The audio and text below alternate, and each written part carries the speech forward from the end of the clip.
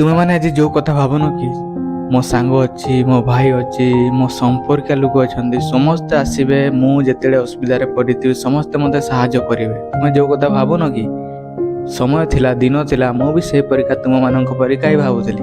ମୋ ସାଙ୍ଗ ଅଛନ୍ତି, ଭାଇ ଅଛନ୍ତି, ସମସ୍ତେ ଆସିକି ମୋତେ ସାହାଯ୍ୟ କରିବେ। କିନ୍ତୁ ଏଇ ଦୁନିଆରୁ ଯଦି ମୁଁ ଗୋଟେ କଥା କହିବି, ଏଠି କାହାର ନିଜର ଲୋକ ନାହାନ୍ତି। ବାସ୍ ଯଦି ନିଜର ଲୋକ, ବାସ୍ ତୁମ ବାପା ମା ହିଁ ନିଜ ଲୋକ।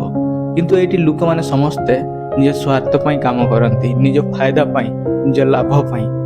କିନ୍ତୁ ତୁମେ ବିଶ୍ୱାସ କର, କିଛି ବି କର, କିନ୍ତୁ ତୁମେ ଖରାପ ସମୟରେ ସେ ଲୋକମାନେ ଆସିକି ତୁମକୁ ସାହାଯ୍ୟ କରିବେ, ଏଇଟା ତୁମେ ମନରେ କେବେ ଚିନ୍ତା କରିବ ନାହିଁ। କାହିଁକିନା ଏଇଟା ଗୋଟେ ଖରାପ ଚିନ୍ତା। ଯଦି ସେମାନଙ୍କ ଉପରେ ତୁମେ ବିଶ୍ୱାସ ରଖିବ, ତାହେଲେ ଦିନେ ନା ଦିନେ ତୁମେ ସେଇ ପାଣିରେ ଡୁବିକି ମରିବ। ଏ ଦୁନିଆରେ ଯଦି ଅନ୍ୟ ସବୁ ପ୍ରକାର କାମ ଦିଏ, ତାହେଲେ ପଇସା। ଏ ଦୁନିଆରେ ସବୁକିଛି ସମ୍ପର୍କ ବି ବନେ, ଆଉ ସମ୍ପର୍କ ବି ଯୋଡ଼େ, କିନ୍ତୁ ସେ ପଇସା ପାଇଁ। ଯଦି ଆଜି ତୁମ ପାଖରେ ପକେଟରେ ପଇସା ନାହିଁ ନା, ତାହେଲେ ତୁମେ କେତେ ବି ସମ୍ପର୍କ ବନାଅ, କିନ୍ତୁ ତୁମ ପଇସା ବିନା କିଛି ହେବ ନାହିଁ ଦୁନିଆରେ।